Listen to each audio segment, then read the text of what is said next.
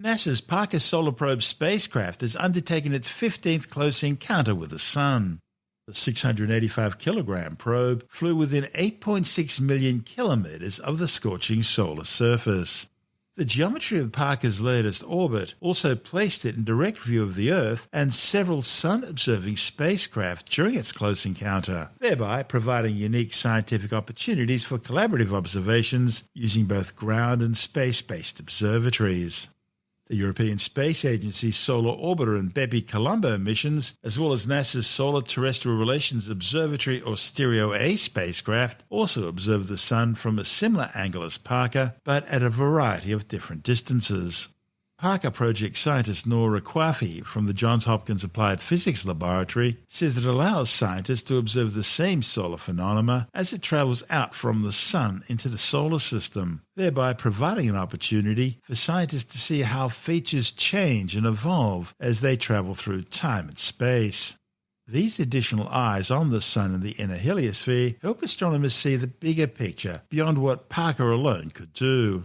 Because Earth was in a prime position for Parker's latest encounter, the science community initiated a massive ground-based observation campaign. More than 40 observatories in the United States, Europe, Australia and Asia trained their visible, infrared and radio telescopes on the Sun for several weeks around Parker's encounter.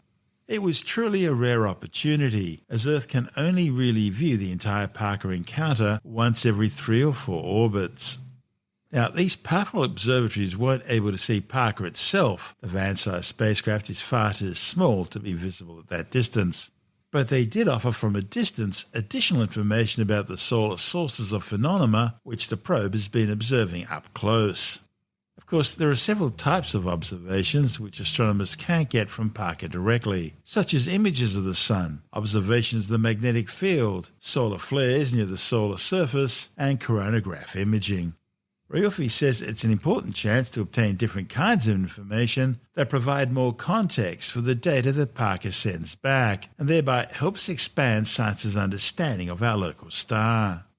During the perihelion encounter, the spacecraft travelled at some 587,000 kilometres per hour. That's fast enough to travel from New York to Sydney in just over a minute. Parker was also hit head-on during the flyby by a powerful halo coronal mass ejection. The eruption, which exploded out from the far side of the Sun, is thought to have originated from a former active solar region known as AR 3234. This active region was on the Earth-facing side of the Sun in late February through to early March, during which time it unleashed some 15 moderately intense M-class solar flares and one more powerful X-class flare.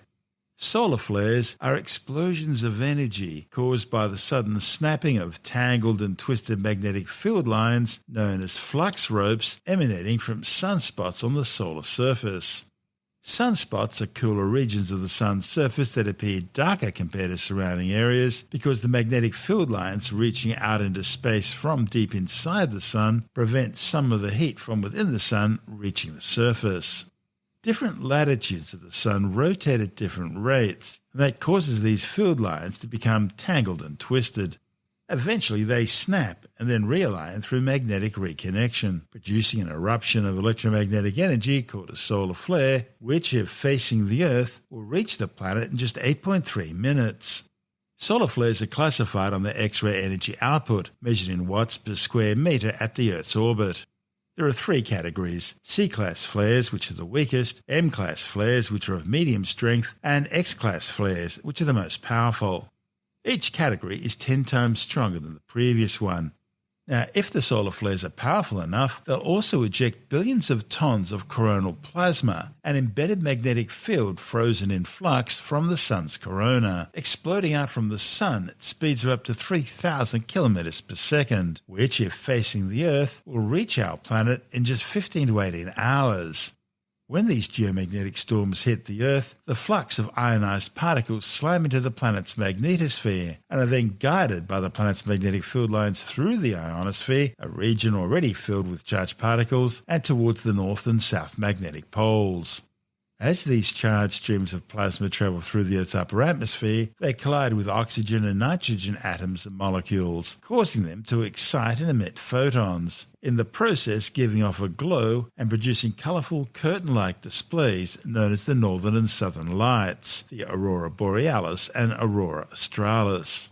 The colours being emitted depends on the particles being ionised. Reddish-brown glows are caused by the collision of particles with single oxygen atoms in the Earth's upper atmosphere, usually above 300 kilometres. Lower down, a greenish hue is created by single oxygen atoms down to altitudes of around 100 kilometres. The kaleidoscope then turns a whitish-yellow beige when nitrogen is mixed in with the oxygen. Aurora can also exhibit a blue, red or even purple glow in the lower atmosphere, which is caused by the excitation of molecular nitrogen below 100 kilometres. However, as well as the spectacular auroral light shows, these highly charged particles can also damage or even destroy spacecraft by shortening out their electronics and destroying circuits. They also cause the planet's atmosphere to expand and contract, thereby increasing atmospheric drag on orbiting spacecraft, resulting in premature orbital decay and the need to use up more of their fuel in order to maintain an operational orbit. Worse still, space weather increases the level of radiation exposure which astronauts experience, thereby affecting their health. On the ground, these solar storms can overheat power lines, causing widespread blackouts. Back in 1989, one such geomagnetic storm was so powerful it blew out transformers, causing blackouts across most of eastern North America. Space weather also affects communications and navigation satellites, and it forces polar airline flights to be rerouted to lower latitudes, thereby using up more fuel. Even though this coronal mass ejection erupted on the opposite side of the Sun from the Earth, our planet still felt its impact. See, as a coronal mass ejection blasts through space, it can create a powerful shock wave that can accelerate particles along the coronal mass ejection's path at incredible speeds.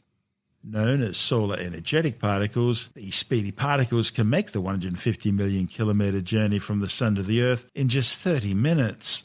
Spacecraft orbiting the Earth detected the solar energetic particles from this eruption, meaning the coronal mass ejection was powerful enough to set off a broad cascade of collisions that managed to reach our side of the Sun.